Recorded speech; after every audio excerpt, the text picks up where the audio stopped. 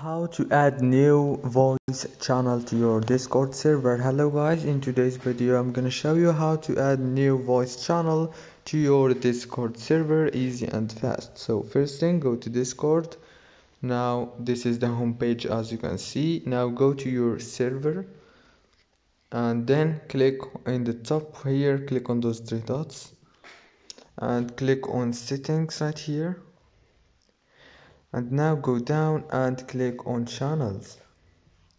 Now right here you will find the channels that you have, and if you want to add new voice channel, all what you have to do is click on this icon right here down and click on the voice option here. And now right here you can add the voice channel just by choosing the name and click save, and don't forget to choose if you want it private or public. Don't forget to like and subscribe. Thank you so much for watching.